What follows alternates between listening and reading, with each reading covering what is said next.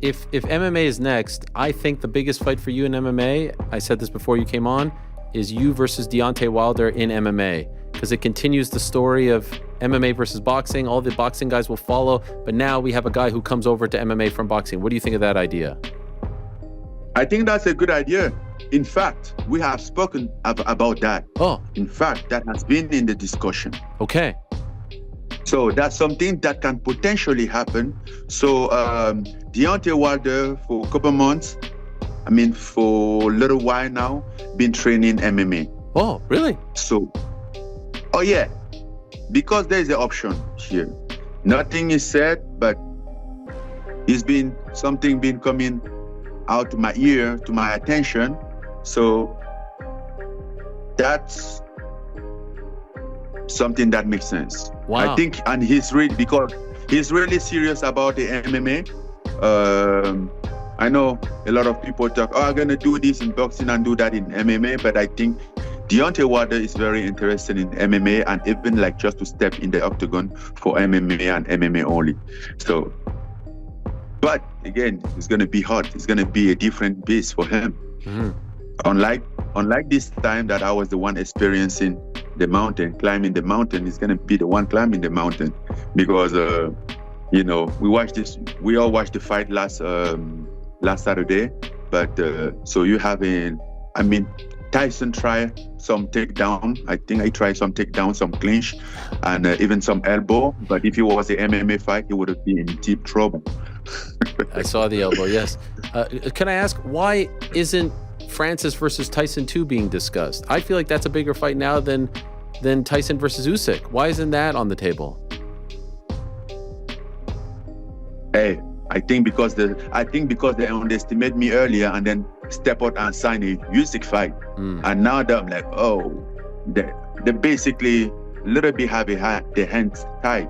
And in fact, I'm not sure if that Usyk fight is happening or anytime soon, because I don't think he's in the position to fight in December.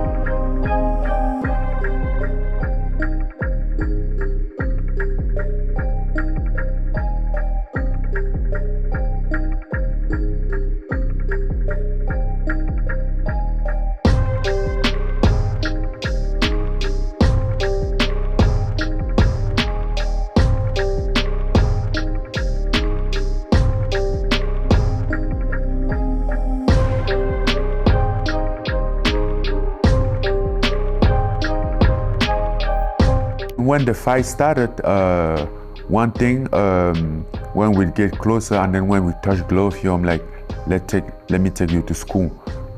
I'm like, you motherfucker, you are not taking me to school. That's why, like, when I knock him down, I was dancing in front, like, you're a bad professor, motherfucker. Like, you're a bad professor. Like, how is that school going? Who is taking who to school? Because for me, it looks like I'm the one taking you to school.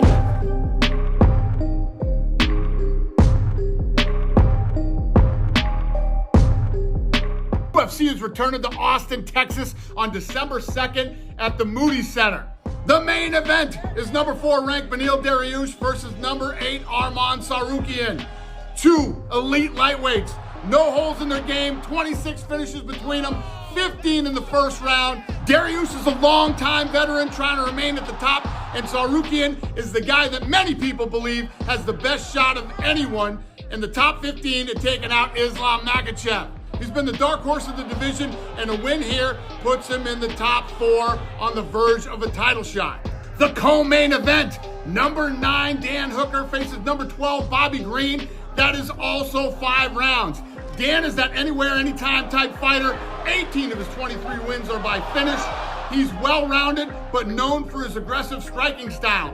Bobby is on fire, coming off a 30-second knockout. Only a month ago, he was the main event. Green will meet him in the middle with his hands down, moving forward, daring Hooker to go toe-to-toe like he always does. And he will be looking for his 21st stoppage, and he's looking to move into the top 10. Some other great fights in this card. Kelvin Gastelum is dropping down to welterweight versus number 9, Sean Brady. Former flyweight champ Figueiredo is moving up the bantamweight to take on the number 8 ranked Rob Font. Former bantamweight champ Miesha Tate is back to face number 13 ranked Julia Avila. This one is gonna be fun. Khalil Roundtree versus undefeated Azamat Murzakanov, two of the scariest punchers in the light heavyweight division. Tickets for UFC Fight Night Austin, Texas go on sale Friday, November 3rd. This card is gonna be fun. Get your tickets now, and I will see you in Austin.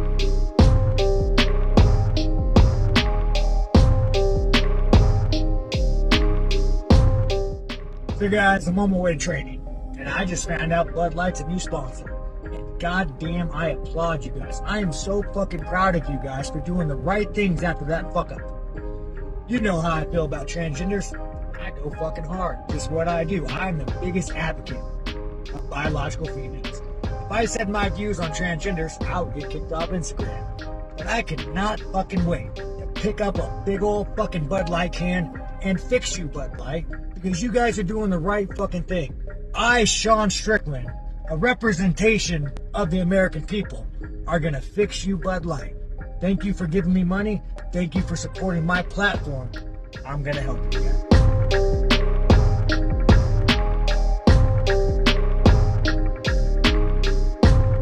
So do you think he's just a one-off, or do you think that this will now be a tipping point for other fighters in the UFC to say, like, I need some of this as well?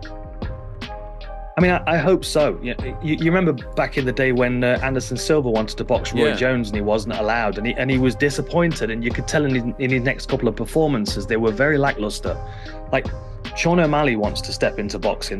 There are other fighters. I mean, like Sean Strickland, you know, he's made a fan out of me in his performance against Israel Adesanya. I know that in the boxing world, he's a very unorthodox and very difficult to deal with. But I would absolutely put him in there against some of those guys and watch him mix it up. Like, there's definitely scope for other fighters to cross over, but you've got to, and I keep going back, of course we got the Maymack thing, and that was a one-off. And I do feel like the UFC in particular, like Dana is a boxing fan. I think he was intrigued by that because he felt like Conor was something quite special and he might be able to just do something, as well as obviously, you know, they made a bunch of cash out of it. But then, you know, if you look at someone like a Sean O'Malley or a Jon Jones, he doesn't want to take that risk, you know? You remember when he took Chuck Liddell over to Pride and Rampage beat him up? It's that kind of burned him, I feel, and he's been very, very reluctant to risk breaking his toys in other people's promotions. I think he's going to do everything he can to stop people doing it, but I also think now people are going to have the courage and confidence to, you know, see Ngannou go into free agency, recognize that maybe the grass is potentially greener elsewhere. The money's certainly greener elsewhere, I can tell you that. And, you know, we'll see a few more people working their way out their contract. Just one thing to add to that as well. $2 million on the table for Francis Ngannou's first opponent in the PFL. There are enough heavyweight fighters that are prize fighters because they're big guys that can punch hard that will go where the money is. And I think we're going to see a couple of people come out of their contracts soon and cross over, ready for that big payday. Dana White's not, you know, losing sleep. Or do you think there are people in Las Vegas right now saying, like, yeah, we fumbled the bag, we screwed up, we should have been a part of this, and we just let the baddest man on the planet walk away and nothing to show for it? I don't think so, no. I don't think so. And you know the game of politics. You know, as soon as Ngannou left, and I've seen the clip posted on your Instagram, just beautiful timing. Thank you very much. I thoroughly enjoyed watching that clip over and over and over again. You know, fumbled the bag, wants to fight lesser opponents, wants to etc. etc. etc. Like, all of that fell apart at the weekend. Like, there was a moment where someone might have believed it because they believe everything that he says, but we know that's not true. We know that's not factual, and now we've got evidence that it's not factual. You can't say that Francis doesn't want to take risks. I mean, he crossed an ocean on a dinghy. Come on.